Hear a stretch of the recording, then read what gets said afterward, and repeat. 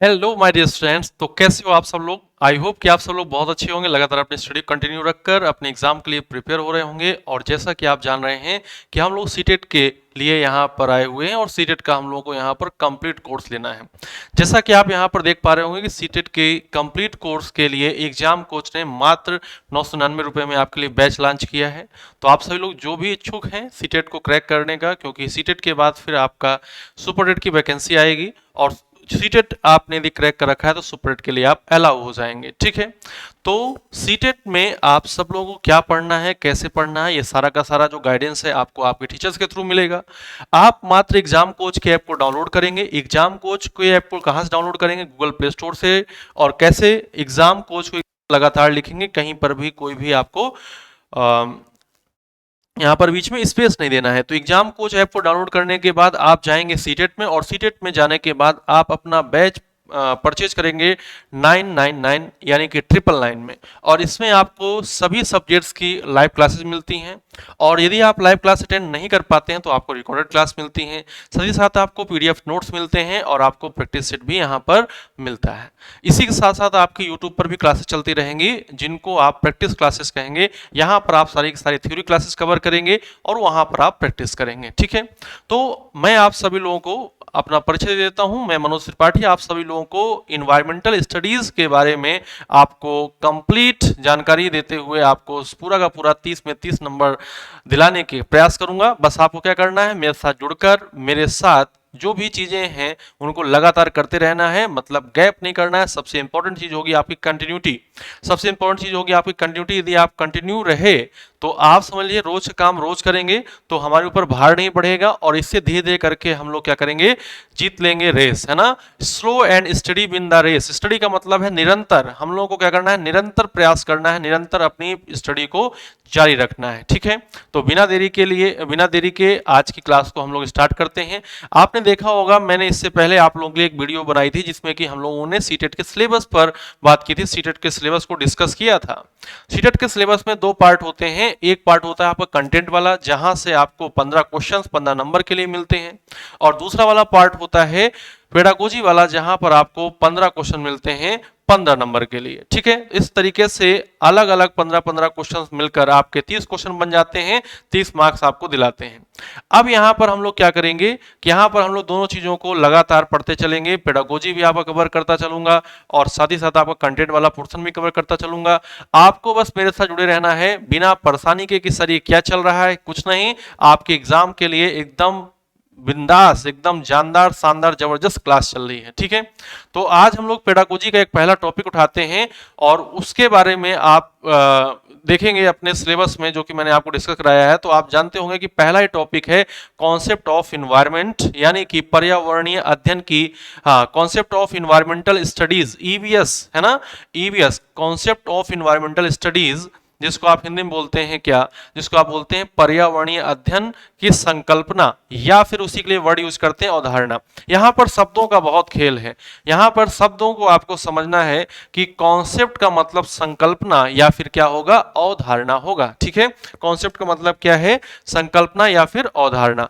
आप सभी लोग मेरे साथ साथ सीखते चलेंगे, नोट्स भी बनाते चलेंगे, और जहां पर आपको कोई समस्या होगी तो आप मुझे इन्फॉर्म करेंगे। मैं आपके डाउट को शीघ्र अतिशीघ्र दूर करने का प्रयास करूंगा। ठीक है, टॉपिक आप देख लीजिएगा, पर्यावरणीय अध्ययन की संकल्पना या फिर अवधारणा, कॉन्सेप्ट ऑफ इन्वायरमेंटल स्टडीज। इसके बाद दूसरा जो टॉपिक आएगा उसका नाम होगा स्कोप ऑफ इन्वायरमेंटल स्टडीज। क्या आएगा?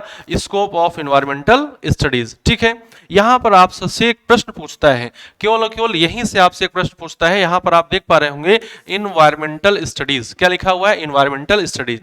यदि आपसे पूछा जाए, ठीक है, यदि आपसे पूछा जाए कि ईवीएस जो है वो किसका संक्षेप रूप है, ईवीएस जो है किसका संक्षेप रूप है, तो यहां पर ईवीएस जो है आपके लिए ध्यान रखना है, ये आपसे पूछा भी गया है प्रश्न। ईवीएस जो है आपके लिए क्या है, इन्वायरमेंटल स्टडीज है। क्या है? इन्वायरमेंटल स्टडीज है, पर्यावरणीय अध्ययन है। ध्यान दीजिएगा, ईवीएस जो है वो किसका संक्षेप रूप है, ईवीएस जो है इन्वायरमेंटल स्टडीज का संक्षेप रूप है। अच्छा, ईवीएस में एक और हो सकता है, एक और हो सकता है क्या, इन्वायरमेंटल साइंस। इन्वायरमेंटल साइंस, जिसको आप बोलते हैं पर्यावरणीय विज्ञान। क्या बोलते हैं? पर्यावरणीय विज्ञान बोलते हैं। ऐसा ही एक मिलता जुलता टॉपिक हुआ, ऐसे ही एक मिलता जुलता एक सब्जेक्ट हुआ करता है जिसको हम लोग बोलते हैं environment and ecology. Environment and ecology, ठीक है। मैं आपको सब कुछ बताता हूं, ध्यान से आप सुनते चलिएगा। ये जो इन्वायरमेंटल स्टडीज है, इसको आपने हिंदी में क्या कहा? इसको आपने हिंदी में कहा पर्यावरणीय अध्ययन। क्या बोला आपने? पर्यावरणीय अध्ययन बोला। पर्यावरणीय अध्ययन बोला। क्लियर हो रही है बात? ठीक है। दूसरे को आपने क्या बोला? पर्यावरणीय विज्ञान बोला। क्या बोला? पर्यावरणीय विज्ञान बोला, ठीक है। पर्यावरणीय विज्ञान बोला, इन्वायरमेंटल साइंस बोला आपने, पर्यावरणीय विज्ञान बोला। तीसरा वाला जो है, अच्छा ये तो इनकी फुल फॉर्म आपको यहां से दिख रही होगी, आप देख सकते हैं। ईवीएस में ईवी का मतलब हो जाएगा इन्वायरमेंटल, ईवी का मतलब हो जाएगा इन्वायरमेंटल। एस यहां पर स्टडीज भी हो सकता है, एस यहां पर साइंस भी हो सकता है, ठीक है। अच्छा, इन्वायरमेंट एंड इकोलॉजी, इसकी हिंदी क्या होगी? इसकी हिंदी होगी पर्यावरण एवं पारिस्थितिकी। पर्यावरण एवं पारिस्थितिकी, इसकी हिंदी क्या होगी? पर्यावरण एवं पारिस्थितिकी, ठीक है। इन्वायरमेंट एंड इकोलॉजी की हिंदी क्या होगी? पर्यावरण एवं पारिस्थितिकी। तो यहां पर देखिए, जो आप लोगों के लिए प्रश्न बनते हैं, आपको ध्यान रखना है कि आपको जो भी आंसर करने हैं अपने एग्जाम में, वे आपको अपने पाठ्यक्रम के अनुसार, अपने सिलेबस के अनुसार करने हैं। दूसरा आंसर भी सही हो सकता है, लेकिन जो आपके पाठ्यक्रम में बात कही गई है उसी को आपको आंसर करना है। फॉर एग्जाम्पल, मैं 2 क्वेश्चन आपको यहां पर पूछ रहा हूं और जिनके आंसर थोड़ा सा डिफर करते हैं, देखिएगा। यहां पर एक क्वेश्चन पूछा जाता है, कौन सा वह जंतु है, कौन सा वह जंतु है जिसके दांत बढ़ते रहते हैं और दांतों को बढ़ने से रोकने के लिए, है ना, वो चीजों को कुतरने का काम करते हैं। तो ऐसे जानवर जिनके दांत, आगे के दांत बढ़ते रहते हैं और वे दांतों को बढ़ने से रोकने के लिए चीजों को, कागज हो गया, कपड़ा हो गया और भोजन हो गया, इनको कुतरते हैं, कुतरने काम करते हैं, उनको हम लोग कृंतक जानवर बोलते हैं। क्या बोलते हैं उनको? हम लोग कृंतक जानवर बोलते हैं, रोडेंट एनिमल बोलते हैं। क्या बोलते हैं? कृंतक जानवर यानी कि रोडेंट एनिमल बोलते हैं। ध्यान दीजिएगा, क्या बोलते हैं? रोडेंट एनिमल बोलते हैं, कृंतक जानवर बोलते हैं। समझिए, कृंतक जानवर। अब कृंतक जानवरों में कौन कौन आएगा? कृंतक जानवरों में कौन कौन आएगा? कृंतक जानवरों में आएंगे चूहा। कौन आएगा? चूहा, ठीक है। रैट, गिलहरी, ठीक है। स्क्वायरल, और कौन आएगा? और आएगा खरगोश, ठीक है। और कौन आएगा? खरगोश। और फिर इसके बाद रैबिट के बाद हम लोग लगा सकते हैं आदि वर्ड यूज कर सकते हैं।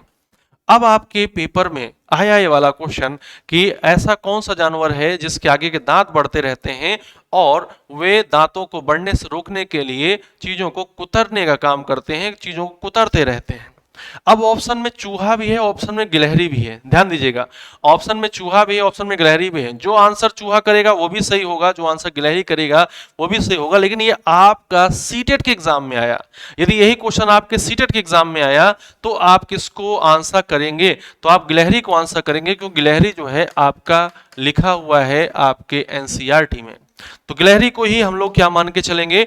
गिलहरी को ही हम लोग इसका एप्रोप्रिएट आंसर मान के चलेंगे, जबकि चूहा भी सही है, गिलहरी भी सही है। लेकिन आपके केस में सीटेट के एग्जाम के लिए हम लोग आंसर क्या मान के चलेंगे? गिलहरी मानकर चलेंगे, क्योंकि गिलहरी आपके एनसीईआरटी में लिखा हुआ है। दूसरा एग्जाम्पल, दूसरा एग्जाम्पल,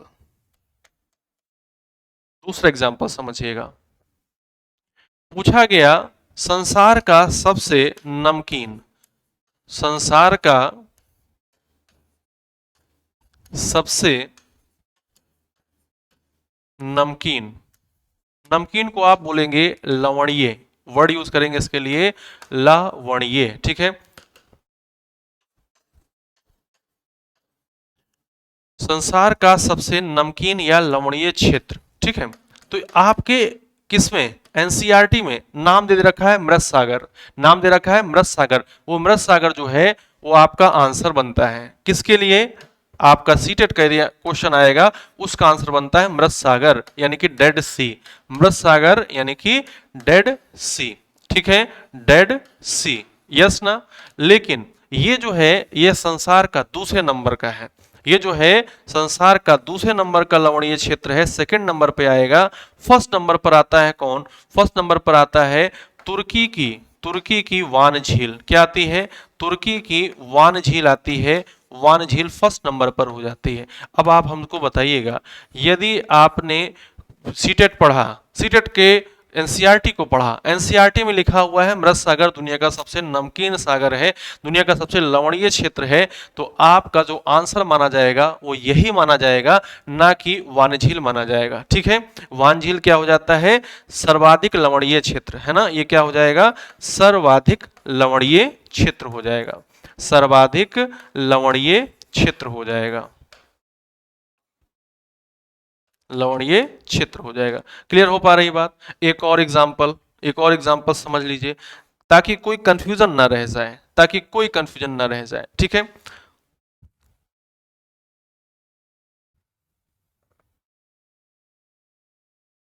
आपके एग्जाम में पूछा गया, आपके एग्जाम में एक क्वेश्चन आया माउंट एवरेस्ट से संबंधित। ठीक है, माउंट एवरेस्ट जो है वो दुनिया की सर्वोच्च चोटी है ना।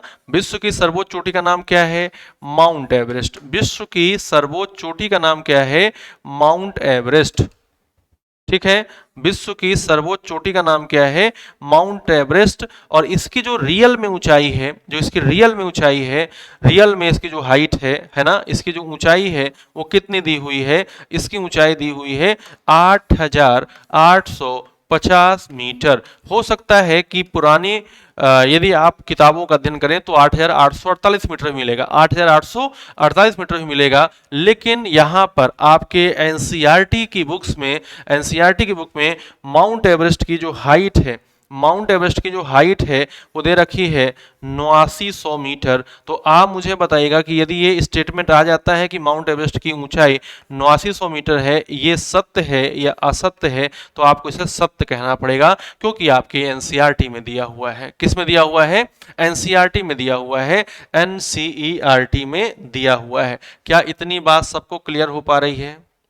मेरे प्यारे दोस्तों, जल्दी से आप लोग मुझे बता दो, क्या इतनी बात सर की क्लियर हो पा रही है? आप लोगों के द्वारा इतनी बात सारी क्लियर कर ली गई है। कहने का मतलब है कि यदि आपने कहीं और से भी जानकारी प्राप्त की हुई है, यदि आपको कहीं और से भी जानकारी पता है तो अच्छी बात है, लेकिन आपको एनसीईआरटी को ही सब कुछ मान के चलना होगा, उसी को अपना माई बाप मानते हुए चलना होगा, उसी के अकॉर्डिंग आपको सारे के सारे आंसर करने होंगे।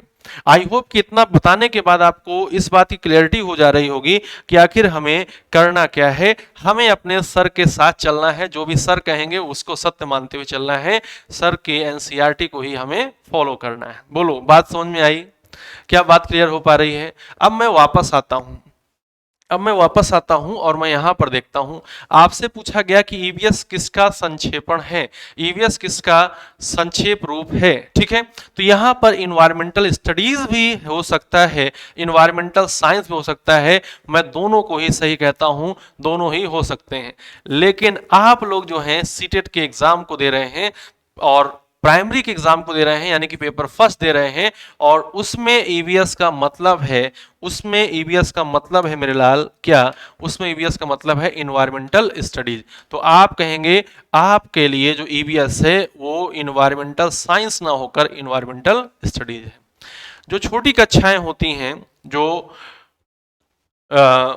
स्टार्टिंग की क्लासेज होती हैं, उनमें जो पर्यावरण पढ़ाया जाता है वो पर्यावरणीय अध्ययन के रूप में आता है, यानी कि इन्वायरमेंटल स्टडीज के रूप में आता है।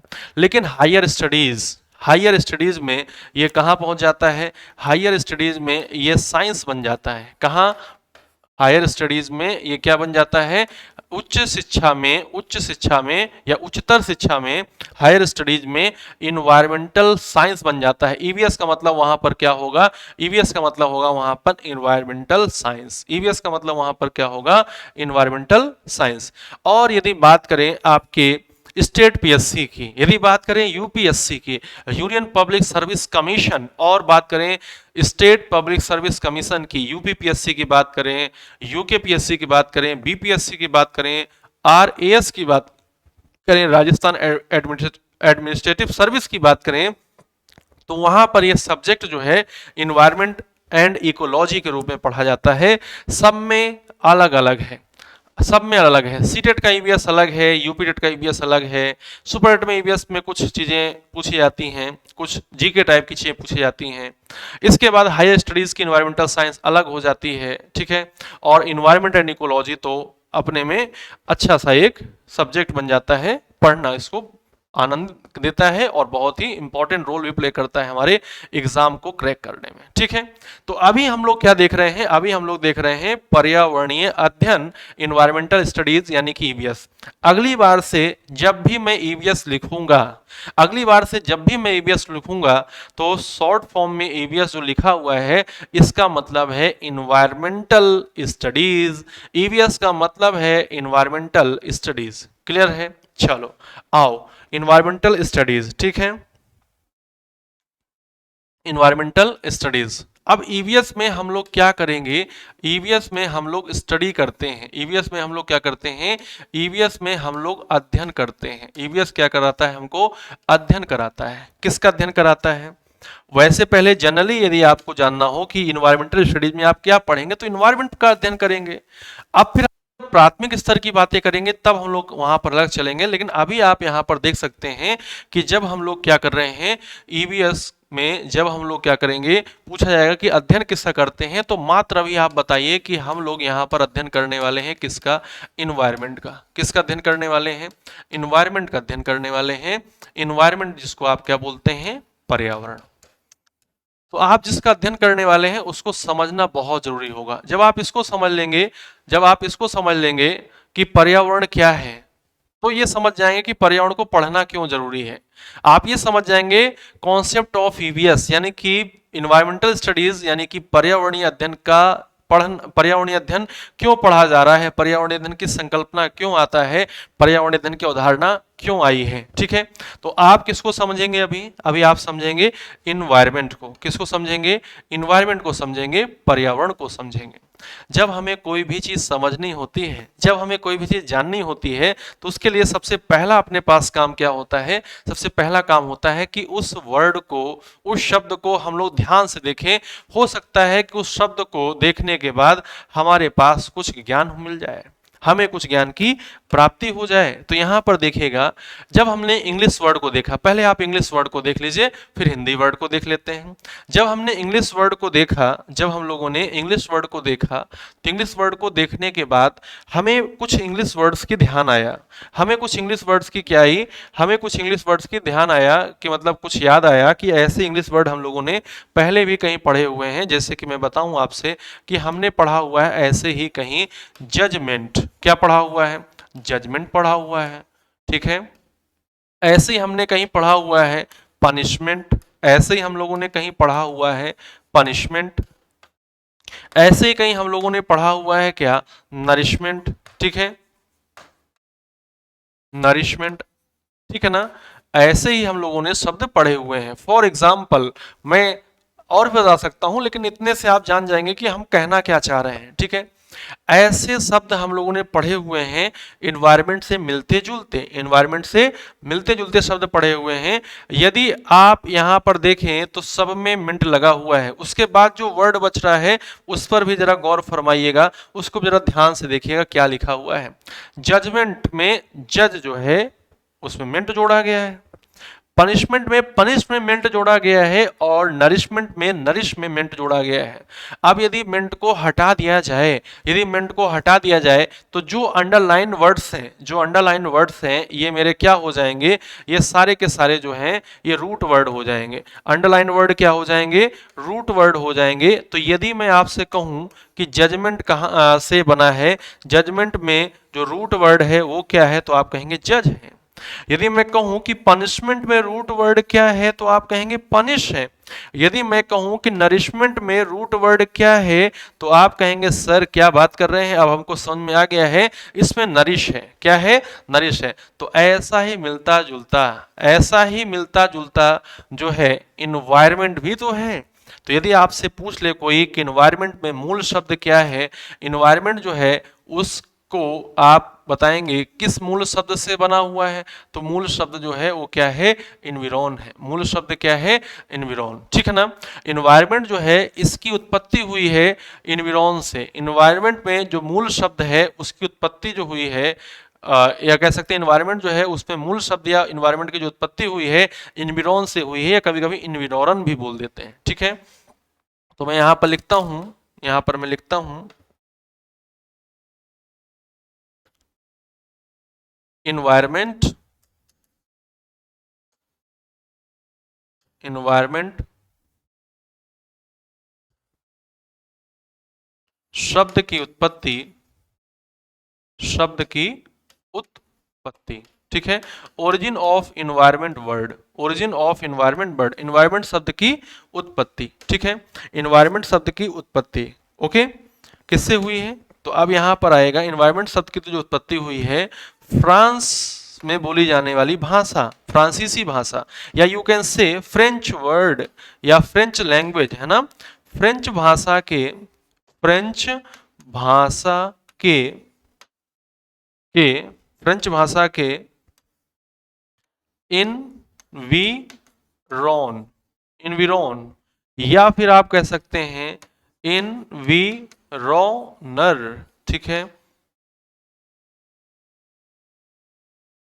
तो अब आपसे एक प्रश्न पूछेगा जो कि बहुत ही जबरदस्त होगा, अब आपसे एक प्रश्न पूछेगा जो कि बहुत ही जबरदस्त होगा, पूछेगा कि ये बताइएगा कि जो इन्वायरमेंट है, इन्वायरमेंट शब्द की उत्पत्ति किस लैंग्वेज से हुई है,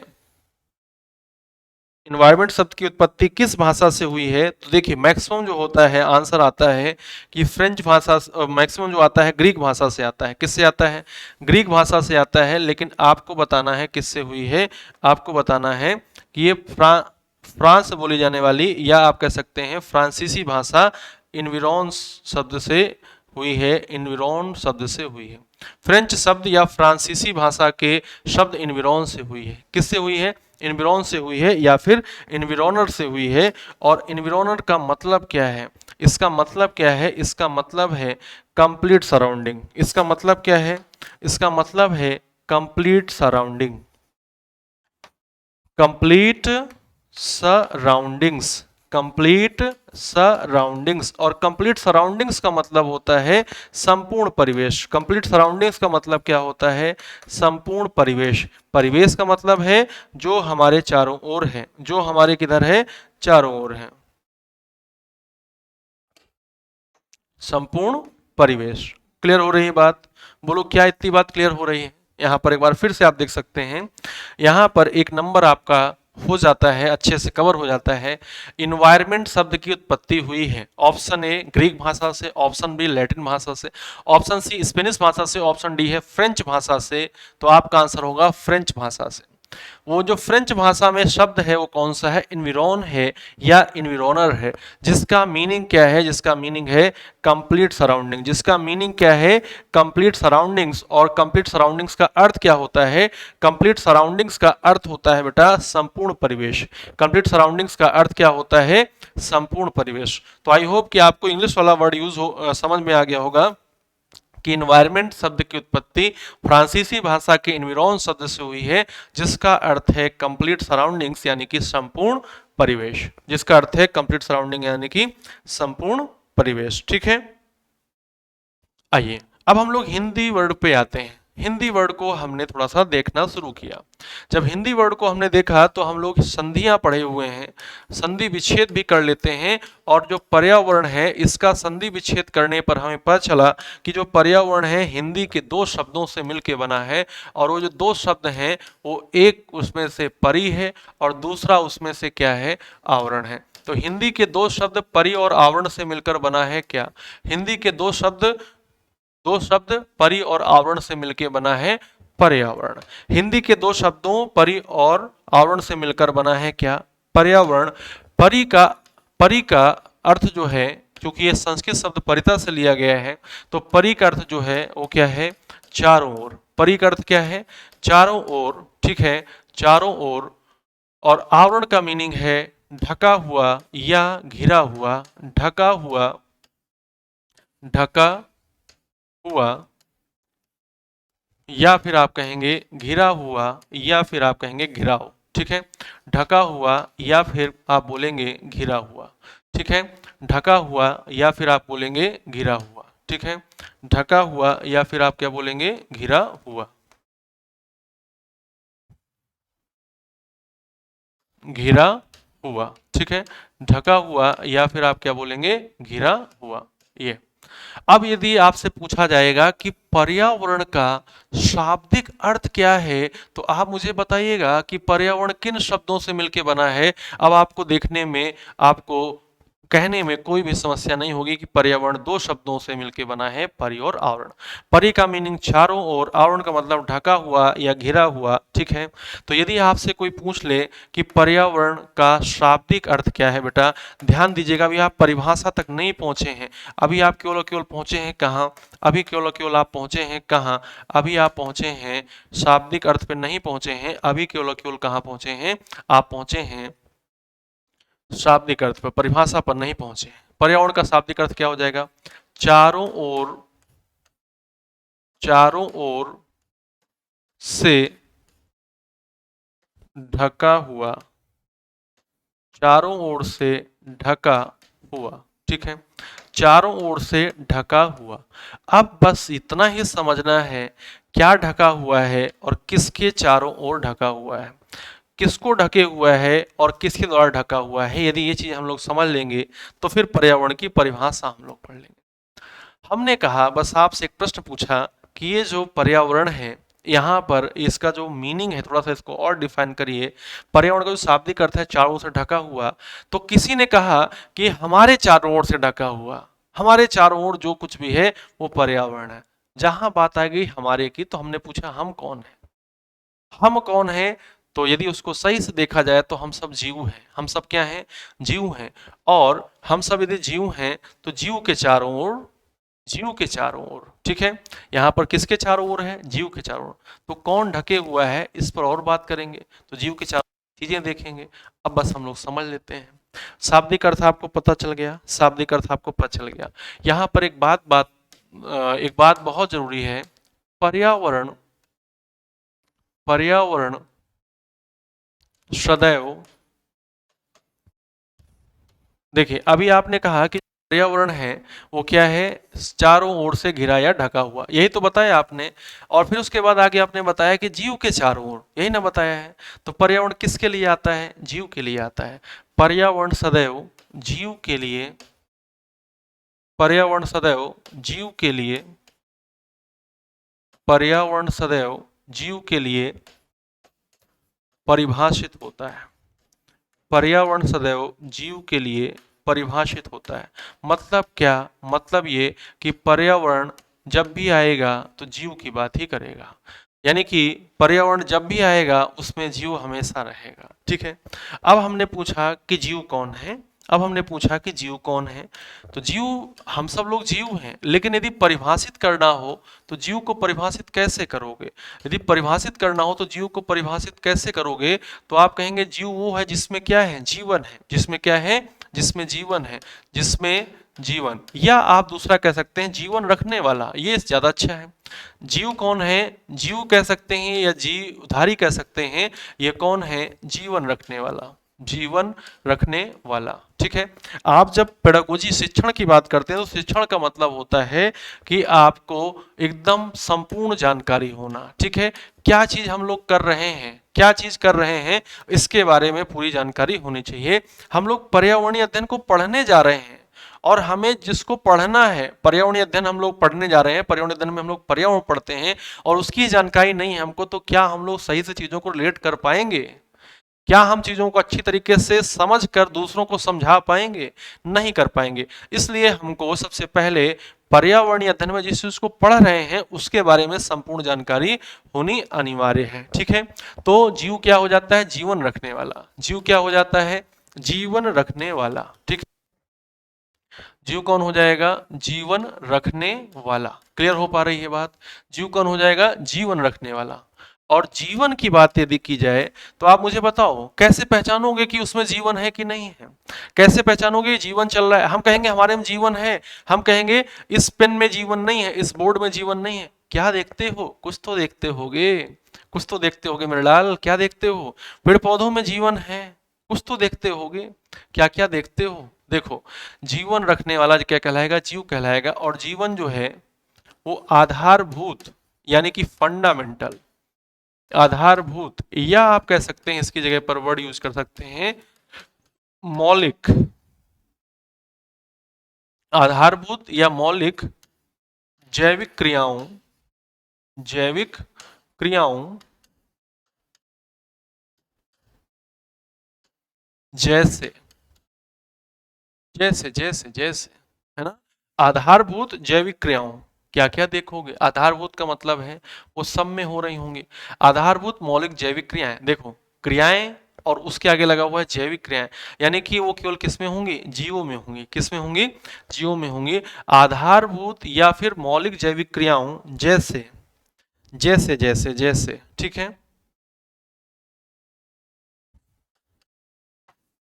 जैसे वृद्धि एवं विकास,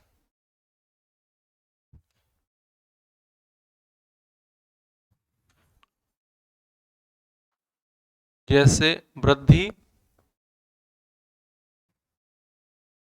कलर सही है ना? जैसे,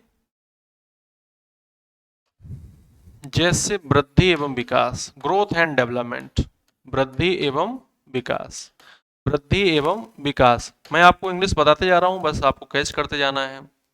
आधारभूत या मौलिक जैविक क्रियाओं को आप कहेंगे fundamental biological activities, fundamental biological activity. आधारभूत जैविक क्रियाओं में पहली जैविक क्रिया का नाम क्या है? वृद्धि एवं विकास। जिसको आपने क्या कहा? Growth and development. क्या कहा? Growth and development.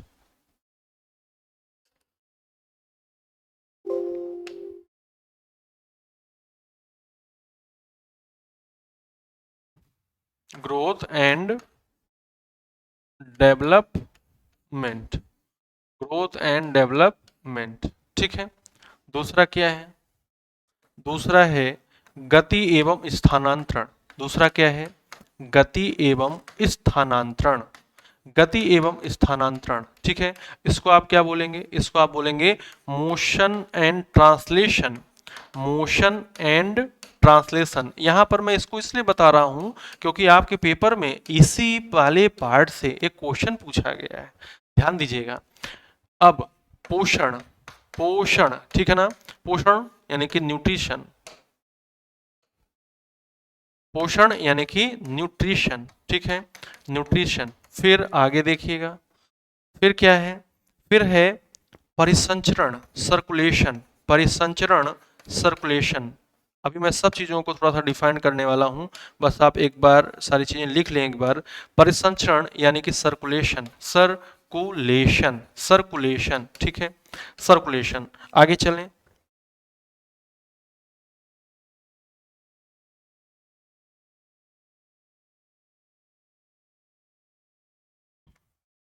श्वसन, श्वसन, ठीक है, रेस्पिरेशन, श्वसन, रेस्पिरेशन। उत्सर्जन, उत्सर्जन, एक्सक्रीशन, ठीक है, उत्सर्जन, एक्सक्रीशन, एक्सक्रीशन।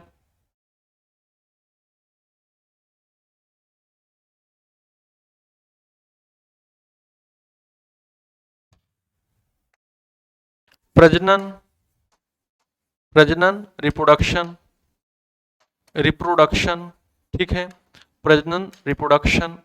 फिर जैव विकास, इवोल्यूशन, जैव विकास, इवोल्यूशन, इवोल्यूशन, इवोल्यूशन, ठीक है। आदि को,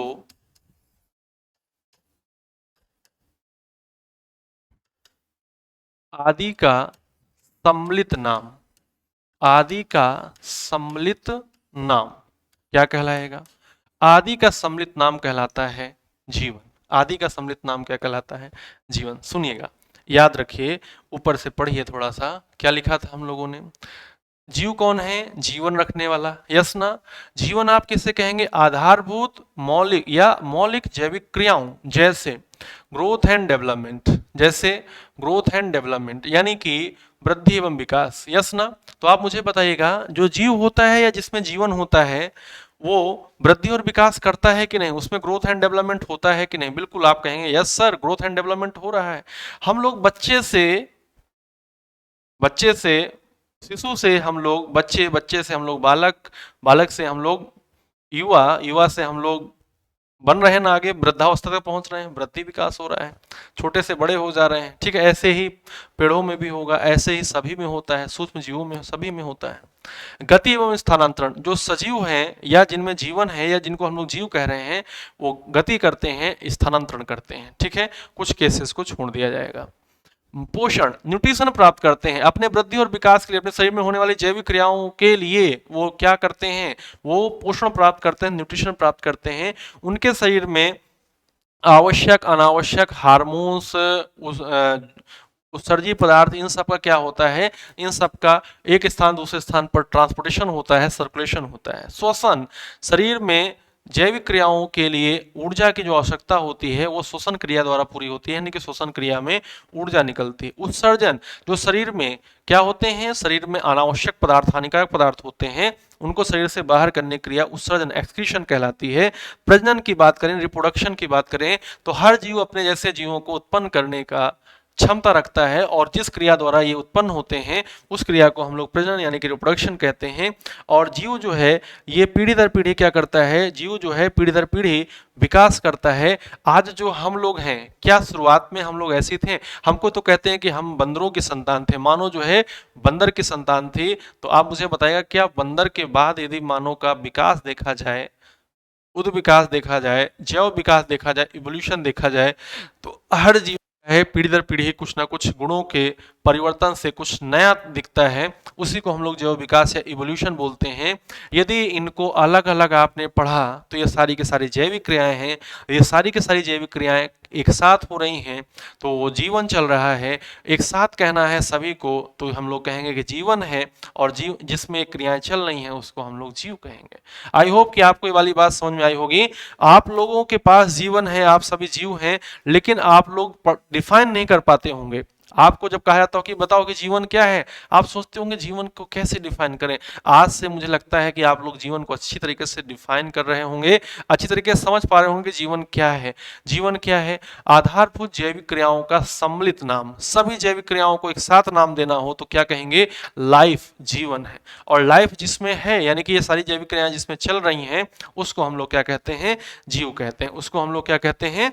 जीव कहते हैं। बात समझ पाए? अब हमने जीव पर कंसंट्रेट करना शुरू किया, जीव पर हम लोगों ने कंसंट्रेट करना शुरू किया। ये जीव, आप बताओ कि आप जो हो कितनी कैटेगरी में विद्यमान हो? तो जीव ने कहा कि हम आपको तीन तरीके से मिलेंगे, तीन तरीके से आपको दिखाई देंगे, तीन तरीके से आपको समझ में आएंगे। हमने कहा बताइए आप तीन तरीके कौन कौन से हैं?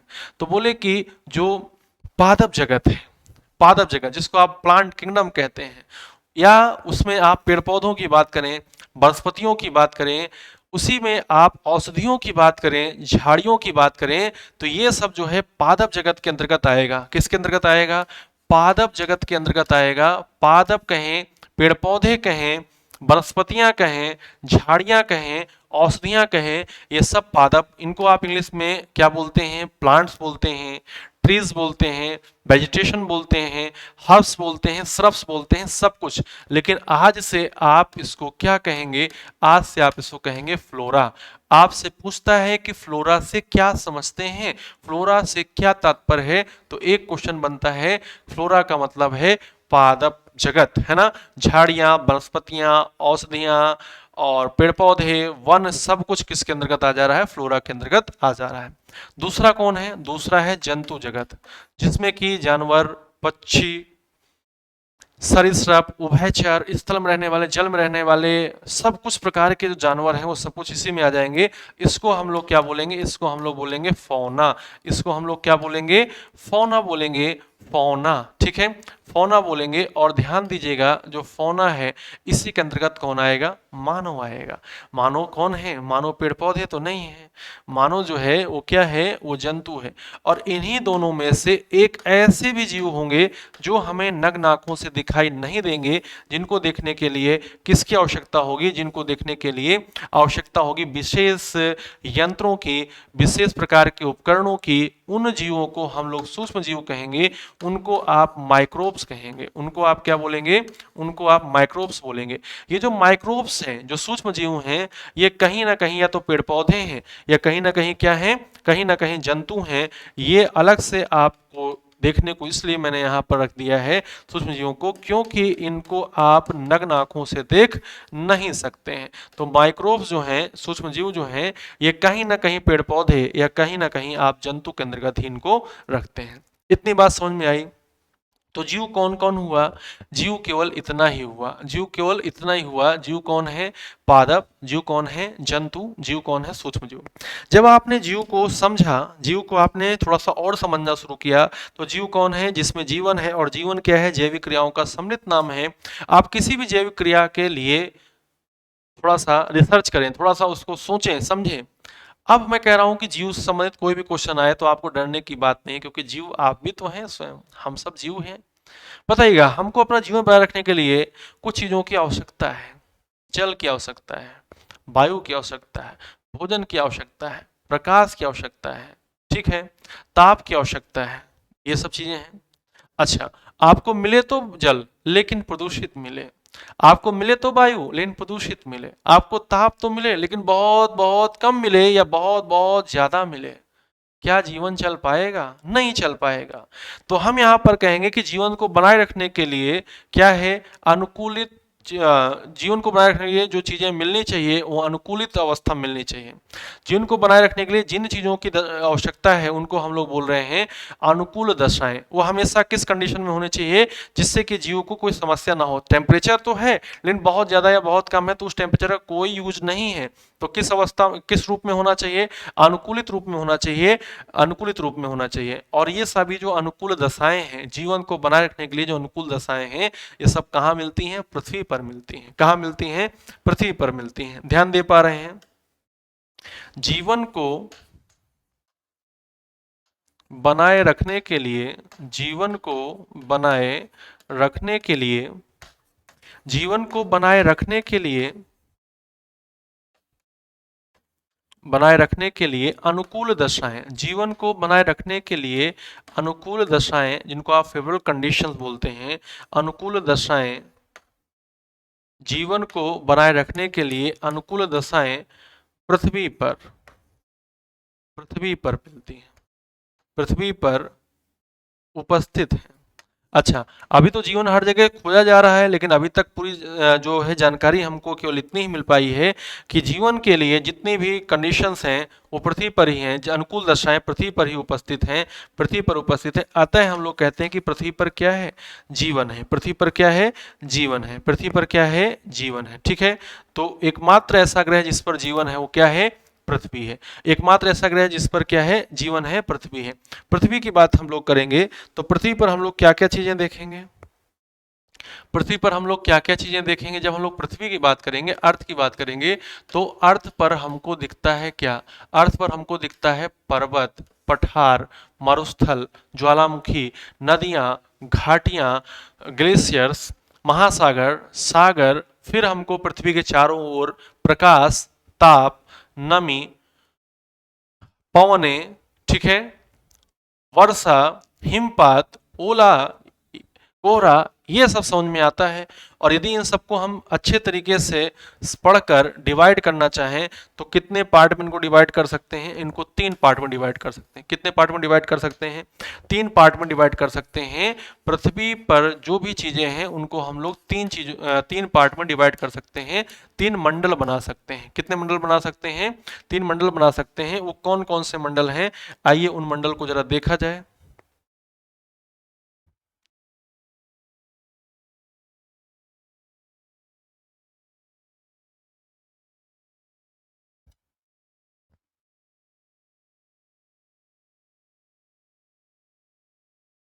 पहला है स्थल मंडल। पहला क्या है? स्थल मंडल, जिसको आप क्या बोलते हैं? स्थल मंडल, जिसको आप बोलते हैं लिथोस्फीयर। क्या बोलते हैं? लिथोस्फीयर। क्या बोलते हैं? लिथोस्फीयर। दूसरा क्या है? दूसरा है जल मंडल। दूसरा क्या है? दूसरा है जल मंडल, जिसको आप क्या बोलते हैं? हाइड्रोस्फीयर। क्या बोलते हैं? हाइड्रोस्फीयर। ठीक है। तीसरा क्या है? तीसरा है वायुमंडल। तीसरा क्या है? तीसरा है वायुमंडल, जिसको आप क्या बोलते हैं? एटमॉस्फेयर बोलते हैं। क्या बोलते हैं? एटमॉस्फेयर। वायुमंडल, एटमॉस्फेयर। एटमॉस्फेयर। क्लियर हो पा रही है बात? बोलिए मेरे लाल, क्लियर हो पा रही है इतनी बात? यहां पर आप ध्यान से देखिएगा। क्या क्या देखना है आपको? कि जो पृथ्वी है, जिस पर जीवन है, जीवन किस लिए है? क्योंकि यहाँ पर अनुकूल दशाएं हैं, इसलिए जीवन है। तो यहाँ पर हमको तीन चीजें दिख रही हैं। एक तो जो भी चीजें हैं उनको हम लोग तीन पार्ट में बांट सकते हैं: स्थल मंडल में, जल मंडल में, वायुमंडल में। किससे बांट सकते हैं? स्थल मंडल में, जल मंडल में, वायुमंडल में। जैसे मैं कहूं कि महाद्वीप,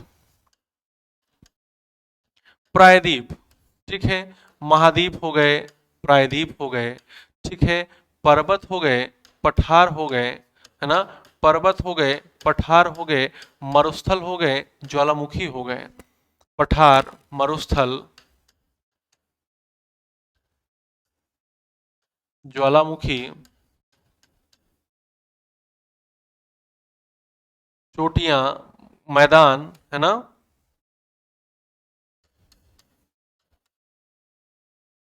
आदि, ये सब कहाँ चले जाएंगे? ये सब स्थल मंडल में चले जाएंगे। कहाँ चले जाएंगे? स्थल मंडल में चले जाएंगे। ठीक है। फिर बात आएगी किसकी? जलमंडल की चीजों की। महासागर, सागर, नदियां, झील, तालाब, जल संधि आदि, जहां पर जल है, जल के भंडार, है ना, वो सब जलमंडल में आ जाएंगे। वायुमंडल की बात करें तो यहाँ पर क्या आएंगे? यहाँ पर आएगा वायु, ठीक है, जो कि गैसों का मिश्रण है।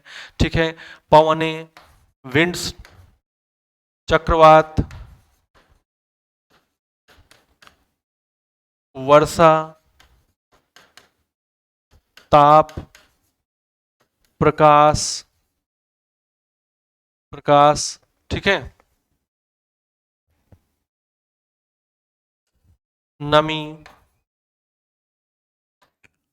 कोहरा आदि। अब इसको आदि कर देते हैं। ये सब चीजें हम लोगों को देखने को मिलती हैं हमारी पृथ्वी पर। ये सब चीजें हम लोगों को देखने को मिलती हैं हमारी पृथ्वी पर। बोलो हाँ या ना? ये सारी चीजें हम लोगों को अपनी पृथ्वी पर देखने को मिलती हैं। अब आप हमको एक चीज बताइएगा, क्या पृथ्वी पर केवल स्थल मंडल से काम चल जाएगा जीवन के लिए? क्या हम लोगों को जलमंडल और वायुमंडल की आवश्यकता नहीं है जीवन को बनाए रखने के लिए? चलो आंसर करो। स्थल मंडल से ही क्या केवल काम चल जाएगा? क्या हमको जलमंडल और वायुमंडल की आवश्यकता नहीं है? है। अब जलमंडल को देखें, क्या हम लोगों को स्थल मंडल की चीजें और वायुमंडल की चीजें आवश्यक नहीं है? हैं। वायुमंडल को देखें तो क्या हम लोग को स्थलमंडल जलमंडल की आवश्यकता नहीं है? यानी कि आप सभी जानते हैं, हम सभी जो जीव हैं जिनके लिए अनुकूल दशाएं होना बहुत जरूरी है, उन सबको अनुकूल दशाएं कब मिलेंगी? जब तीनों के तीनों चीजें एक साथ मिलेंगी। जब तीनों की तीनों एक चीजें एक साथ मिलेंगी, जैसे कि मैं आपको नेक्स्ट इसमें दिखाने का प्रयास कर रहा हूं, देखिएगा।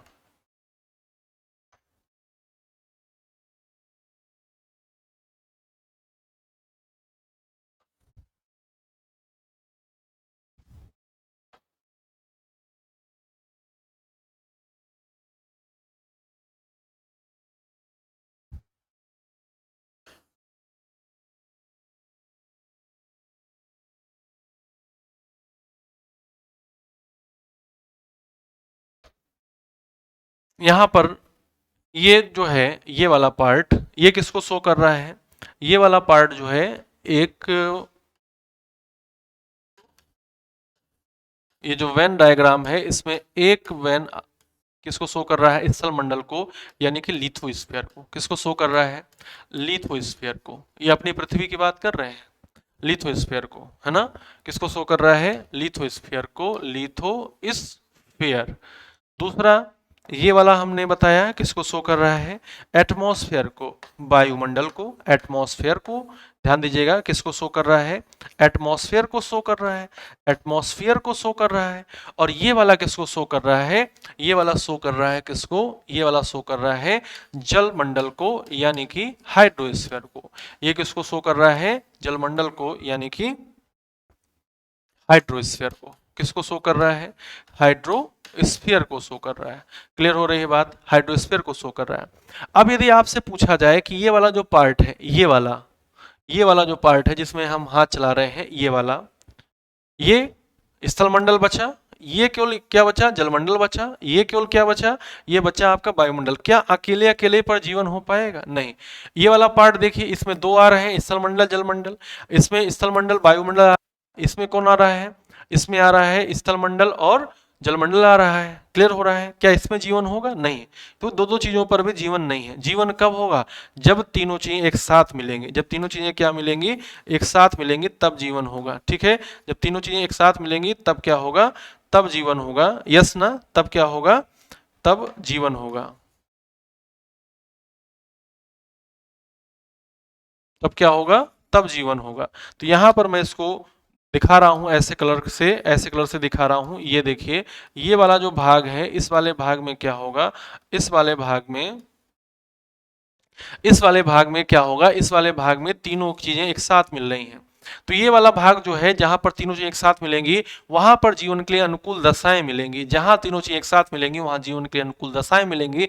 जहां जीवन के लिए अनुकूल दशाएं मिलेंगी, वहां जीवन मिलेगा। और जिसमें जीवन मिलेगा उसको हम लोग जैव कहेंगे, जीव कहेंगे। तो ये वाला पार्ट क्या हो जाता है? ये वाला पार्ट हो जाता है जैव मंडल। ये वाला पार्ट क्या हो जाता है? ये वाला पार्ट आपका हो जाता है जैव मंडल। ये वाला पार्ट क्या हो जाएगा?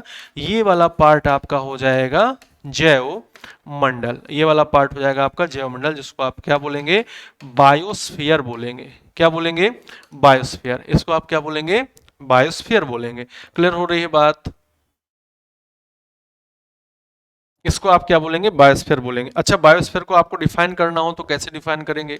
जैव मंडल को यदि आपको डिफाइन करना हो तो कैसे डिफाइन करेंगे? ध्यान दीजिएगा, जैव मंडल को आपने चित्र के माध्यम से देख लिया, बायोस्फीयर को आपने चित्र के माध्यम से देख लिया।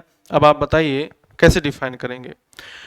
ये जो जैव मंडल है, ये तीनों का उभयनिष्ठ भाग है। और उभयनिष्ठ भाग होने के कारण यहाँ पर जीवन के लिए सभी अनुकूल दशाएं मिल रही हैं। जीवन के लिए सभी अनुकूल दशाएं मिल रही हैं, तो यहाँ पर जीवन मिल रहा है, जिससे कि यहाँ पर जीव मिल रहा है। और जीव यहाँ पर बिना किसी भी सपोर्ट के, बिना किसी भी एक्सटर्नल सपोर्ट के यहाँ पर आसानी से रह रहा है। तो हम क्या कहेंगे कि जैव मंडल क्या है? पृथ्वी पर स्थल मंडल, जल मंडल और वायुमंडल का उभयनिष्ठ भाग है। पृथ्वी पर स्थल मंडल, जल मंडल और वायुमंडल का उभयनिष्ठ भाग है, जहां पर जीवन के लिए क्या है? अनुकूल दशाएं हैं। जहां पर जीवन के लिए क्या है? अनुकूल दशाएं हैं। तो मैं यहां पर लिखने जा रहा हूं, देखिएगा। जल मंडल क्या है?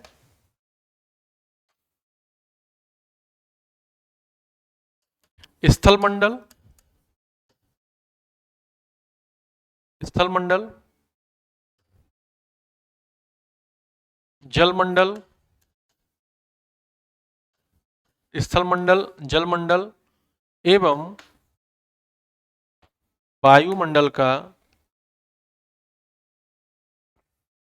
एवं वायुमंडल का, एवं वायुमंडल का उभयनिष्ठ भाग, उभयनिष्ठ भाग, जहां जीवन के लिए,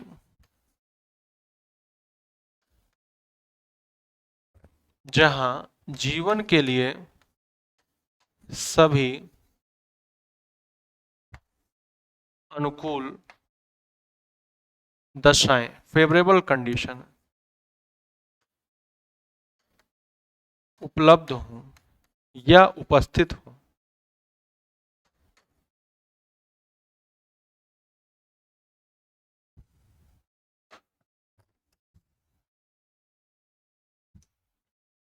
तो देखिएगा, स्थल मंडल, जल मंडल एवं वायुमंडल का उभयनिष्ठ भाग, जहां जीवन के लिए सभी अनुकूल दशाएं उपस्थित हों, उसे आप क्या बोलेंगे? उसे आप बोलेंगे जैव मंडल। उसे आप क्या बोलेंगे? उसे आप बोलेंगे जैव मंडल। और जैव मंडल में क्या होगा?